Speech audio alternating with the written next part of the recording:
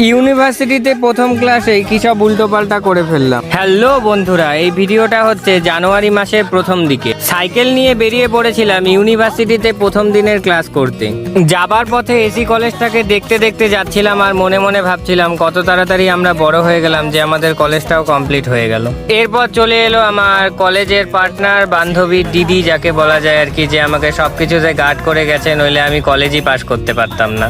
আমরা হলাম সেই লেভেলের স্টুডেন্টস যাদের পড়াশোনা করতেও ভালো লাগে না আবার ছাড়তেও ভালো লাগে না। যাই হোক, প্রথম দিনই আমরা আগে গিয়ে ভুলভাল ক্লাস করছিলাম, মানে আমরা ফটোগ্রাফির ক্লাসে চলে গিয়েছিলাম। দুজন নতুন বন্ধু বান্ধবীও হয়ে গিয়েছে আমাদের। আর তারপর আমরা চলে যাচ্ছিলাম আমাদের ক্যাম্পাসের দিকে। আমাদের এত ভালো লাগছিল ক্যাম্পাসটা দেখতে, দারুণ সুন্দর। ডিস্টেন্সে হলেও আমরা পড়াশোনাটা কন্টিনিউ করছি। আপাতত আমরা নেতাজি ওপেন ইউনিভার্সিটিতে মাস্টার্স করছি কোনো একটা বিষয়ের ওপর। সেটা থাক না জানাই থাক, পরেই জেনো তোমরা। যদি সাকসেসফুল হতে পারি অবশ্যই আমাদের সানডে করে ক্লাস হয়। এরপর আমরা সিঁড়ি দিয়ে চারজন মিলে পৌঁছে গেলাম আমাদের ক্লাসে। আর ক্লাসরুমটা আমার এত ভালো লেগেছিল যে বলার মতো নয়। কলেজে তো 1 ঘন্টা ক্লাস করতেই আমাদের অবস্থা খারাপ হয়ে যেত, এখানে গিয়ে তো দেখি আরো টানা 3 ঘন্টা ধরে ক্লাস হয়, তারপর আবার 3 ঘন্টা। অবস্থা খারাপ হয়ে যাচ্ছিল আমাদের। রেগুলারে পড়ার মতো সময় এবং পরিস্থিতি কোনোটাই নেই আমাদের হাতে, কিন্তু দেখা যাক এটা পড়েই কত দূর এগোতে পারি তোমাদের আশীর্বাদে এখন।